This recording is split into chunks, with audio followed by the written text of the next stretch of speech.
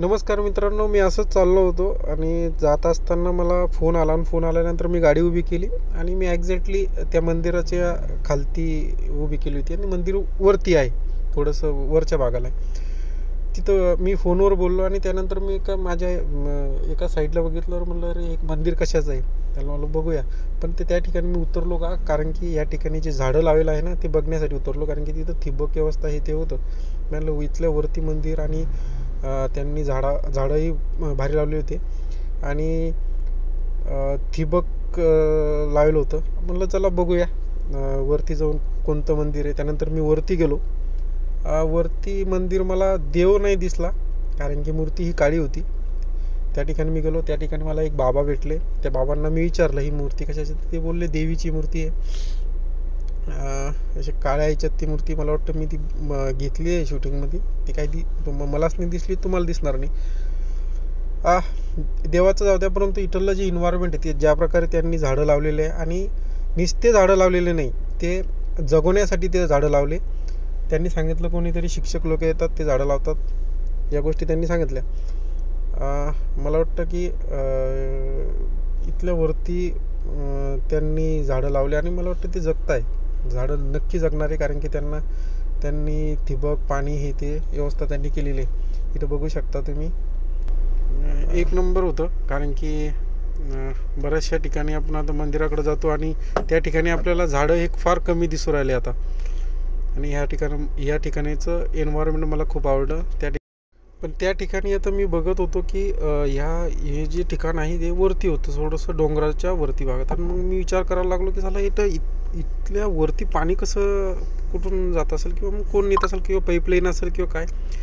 तर मी मंदिराच्या म्हणजे कोणी नव्हतं तिथं. त्यानंतर मला हे बाबा दिसले आणि मी ते बाबाकडे जात असताना मी मागच्या साईडनं मंदिराच्या बघितलं. खूप मोठा समुद्र म्हणल्यापेक्षा एक तलाव होता, खूप मोठा होता. त्यानंतर बाबांना थोडीफार माहिती दिली. मी बाबांसोबत बोललो. बाबा, मंदिर काय आहे? देवीचं आहे का बाबा? मंदिर कोणत्या देवीचं आहे? मंदिर कोणत्या देवीचं आहे?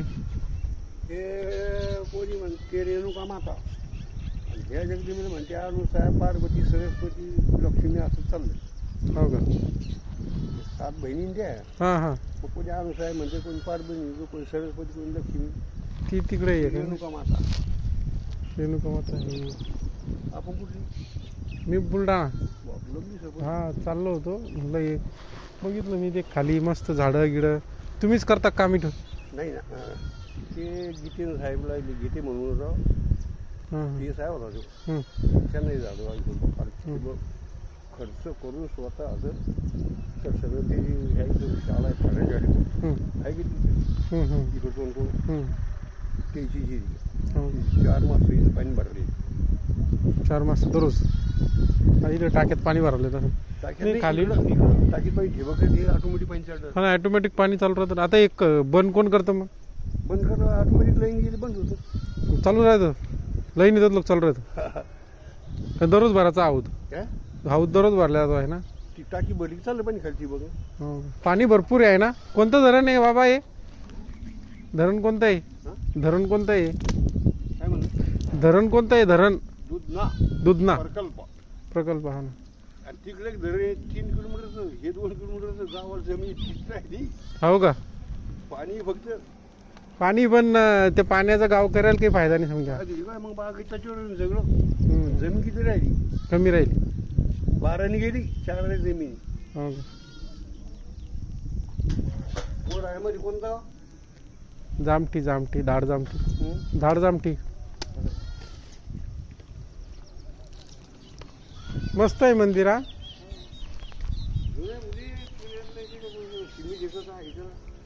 काही अवघड नाही. कोणी म्हणते हे जे ब्राह्मण होते ना तरी म्हणते ठीक आहे. हो, किती थल्ले हे संबंध नाही. जे ना करेल म्हणते पूर्वीचं जमीन किती देवीची बापा लय जमीन. ही जमीन पूर्वी 60-70 एकर जमीन ही पूर्वी दिसून. ही जमीन याची का देवीची का संस्थेची? तुम्ही फक्त खायची मालक हे. हो का? नावावर नाही होती. नाही का? याच्यासाठी करत असाल ना काही खर्च? ते काय पहिले कधी सोडायचं ते आता काही नाही. फक्त जे ना आवरेल ते नाव चालू राहिले. फक्त माल काढून मी ती नावावर नाही होती. ती नावावर नाही, ही पूर्वी बगीचा त्याचाच आहे ना, हे जमिनीचा याचा संस्थेची जमीन आहे बाई. संस्थेची नाही, जगदंबीच्या नावावर आहे. हा ना.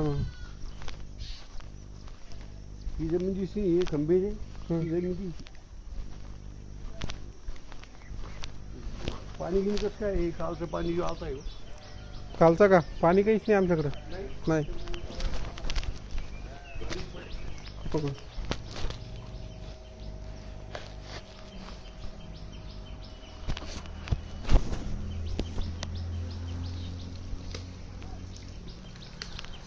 येतो बाबा मग.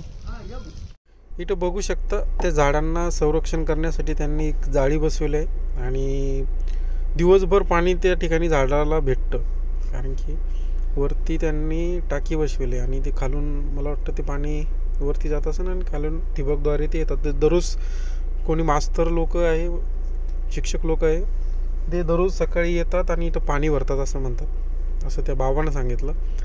पण ते जाऊ द्या. जे ठिबक आहे आणि मला वाटतं हे झाडं जगतील, कारण की आपण बऱ्याच ठिकाणी मीही लावलेली आहे झाडं लावणं सोपं आहे, त्यानंतर त्यांना जगवणं मेन आहे, कारण की पाणी आवश्यक आहे. कारण पाण्यामुळं आपण देत नाही. ज्या वेळेत आता उन्हाळा लागला, उन्हाळ्यातही पाणी पाहिजे. या झाडाला भरपूर पाणी चालू आहे सध्या न. चांगलं वाटलं. तर मला वाटतं की अशा प्रकारे व्हायला पाहिजे.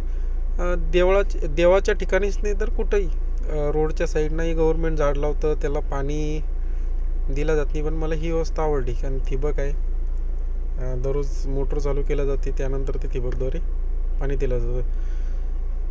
ठीक आहे, भेटूया एक अशाच व्हिडिओमध्ये दुसऱ्या.